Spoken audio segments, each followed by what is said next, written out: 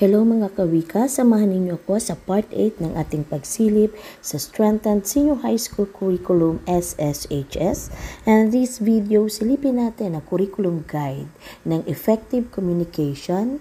At dahil course subject ito, kaya expectedly sa grade 11 ito kukuhanin ng ating SHS learner. Okay, sa part 7 natalakay na natin ang course description ng mga course subject at ito ay hindi na natin uulitin ngayon.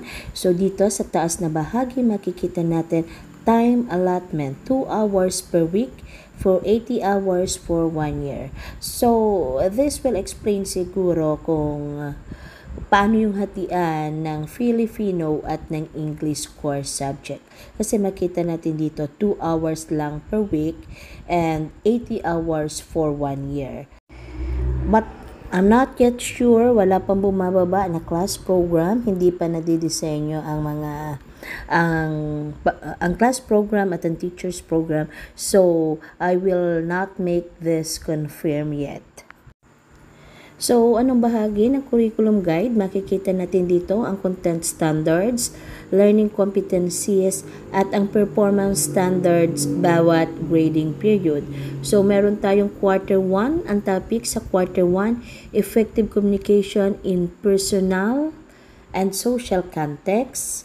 While in quarter 2, ang topic ay effective communication in academic settings. And in quarter 3, effective communication in professional or work environments.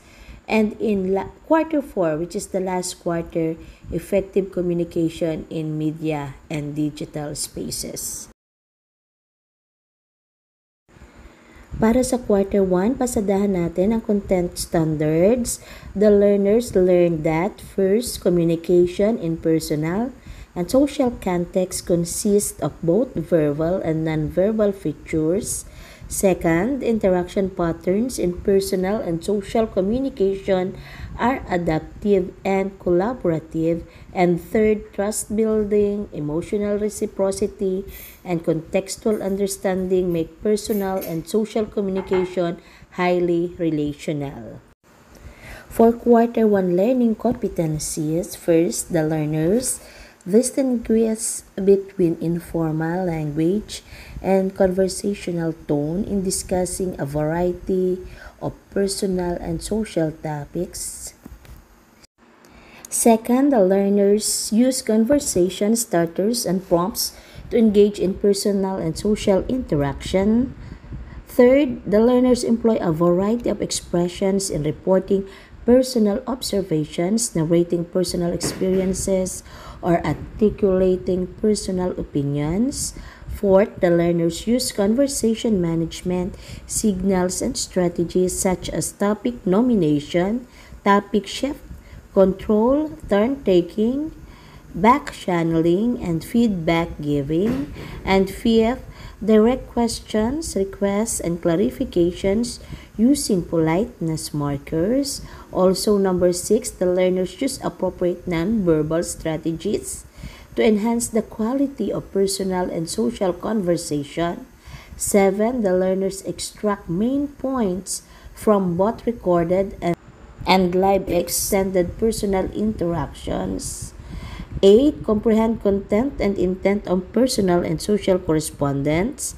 9, the learners write personal and social correspondence. And 10, the learner use transition cohesive devices in writing extended personal and social correspondence. So para naman sa performance standards for the first quarter, by the end of the quarter, the learners first perform specific roles in controlled and uncontrolled personal and social communication events, participate in extended conversations and discussions on a variety of personal and social topics, provide short and extended responses to questions pertaining to content and intent of conversations and correspondences, and of course, produce short and extended personal and social correspondence in formats such as but not limited to letters, blogs or vlogs, short stories, film, book reviews, social media posts, and lifestyle articles. So, ito po yung inaasahan na performance task ng ating mga learners for the first quarter para sa effective communication. Okay, silipin po natin ang quarter 2, ang topic, effective communication in academic settings. Para sa content standards, first, communication in academic settings is more formal, controlled, and structured. Second, the learners learn that interaction patterns in academic settings require discipline-specific conventions, genre awareness, peer review dynamics, and multimodal representation. And third, intellectual honesty, respectful critique, inclusive language, and academic integrity are hallmarks of communication in academic context. Okay, ano naman yung mga learning competencies for quarter 2? So the learners, of course, differentiate features of oral and written academic texts. Second, distinguish between facts and opinions in oral and written academic texts. Third, explain concepts using appropriate academic vocabulary and expressions. Fourth, use critical listening and reading strategies in comprehending academic texts. Fifth, identify main arguments and supporting evidence in oral and written academic texts. 6. Employ appropriate strategies in understanding specialized terminology in academic text. 7. Take and organize effective notes from oral and written academic texts. 8. Reduce an oral written academic text into an outline, summary, synopsis, or paraphrase. 9. Answer with clarity and conviction questions based on an oral and written academic text. And of course, number 10, use citation methods in extended oral or written academic text. Ano naman po ang performance standards na inaasahan sa ating mga learners para sa second quarter? Okay, by the end of the quarter, the learners produce oral, written, academic texts for specific purposes and audiences such as, but not limited to, academic articles, textbooks, excerpts, research reports, lectures, TED Talks, scholarly reviews, and podcasts.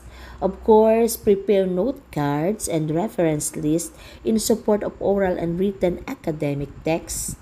Give and use feedback on quantity and quality of information to revise oral or written academic texts.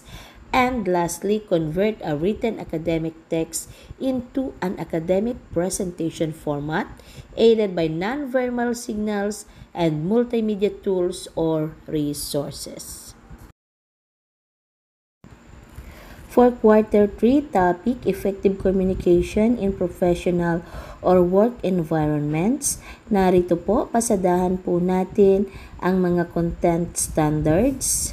Mayroon pong 4 na content standards para sa quarter 3.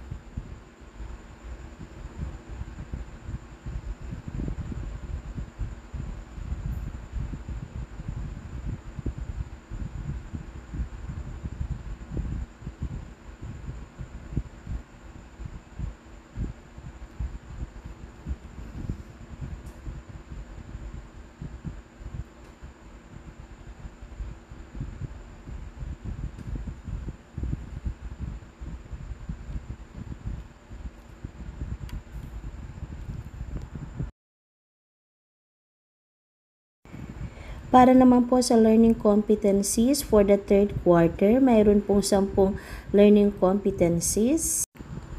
First, differentiate features of oral and written text in professional or work environments. Second, the learners use critical listening and reading strategies in comprehending professional or work communication. Third, the learners identify key points in oral and written forms of professional or work communication.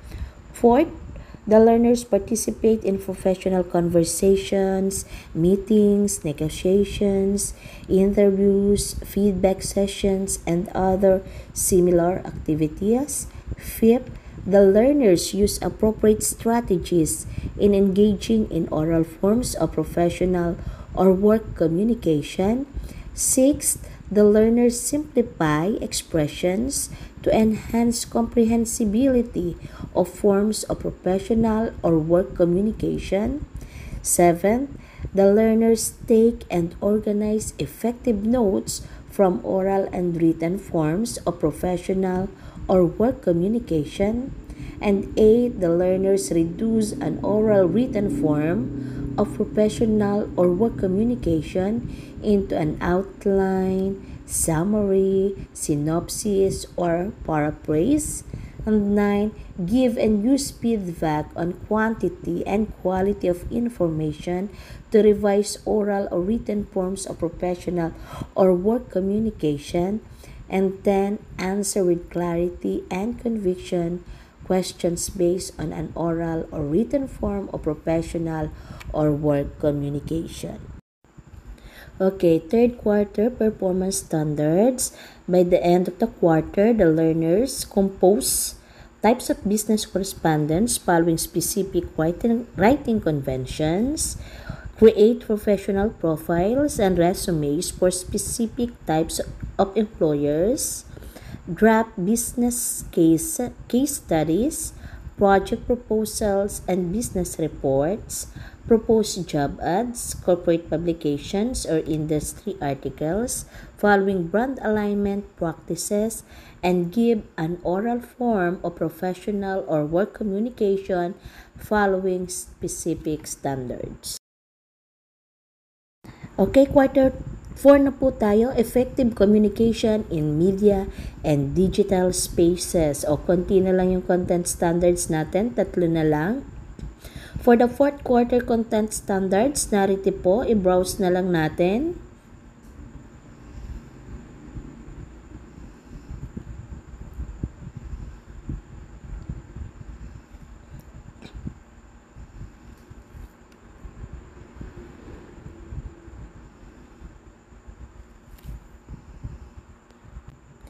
Okay, para po naman sa learning competencies for the fourth quarter, tingnan natin kung may nauulit. So far, feeling ko, sa natatandaan ko sa mga binasa natin, wala pa namang nauulit. Unlike before, sa mga curriculum guide natin, halos paulit-ulit yung learning competencies.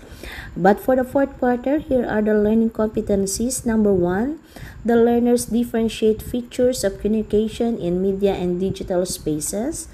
Number 2, the learners explore the nuances and processes of content creation in media and digital spaces. Number 3, the learners use critical listening, reading, and viewing strategies in comprehending forms of media and digital communication. Fourth, the learners answer with clarity and conviction questions based on samples of media and digital communication.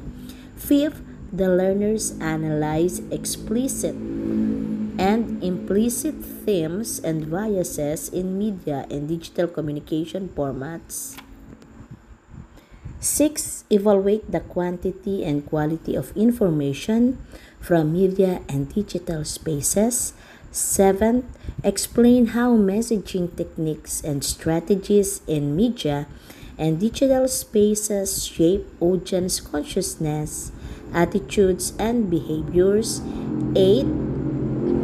Use ethical standards to assess audience engagement in media and digital spaces. And number 9, the last competency, examine how communication in media and digital spaces can make or break communities. Okay, learners, teachers, interesting po ba? Bago po ba yung mga competencies? Ngayon lang po ba natin nakita? Okay. For the last quarter performance standards, by the end of the quarter, the learners create and present multimedia and digital content for specific purposes and audiences. The learners also render multimedia and digital content into formats such as but not limited to news, posts, blogs or vlogs, and reels. O okay na, pwede na mag-reels. And participate in structured and unstructured digital and online discussions. And lastly, to create an electronic portfolio forms of communication in media and digital spaces.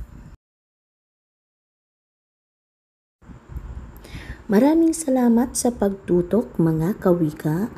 Palambing naman po, pahit naman po ng like and subscribe button. God bless us all. See you sa part 9 ng ating pasilip sa Strengthened Senior High School Curriculum. At next video, silipin po natin ang curriculum guide ng Filipino Core Subject, Mabisang Komunikasyon. Huwag po kayong magsasawa. This is somehow lengthy, but because gusto ko lang po na makuha ninyo ang information for future reference.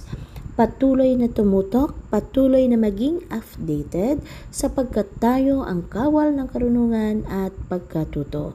Hanggang sa muli, see you in my next video. This is Teacher Lori Padayon.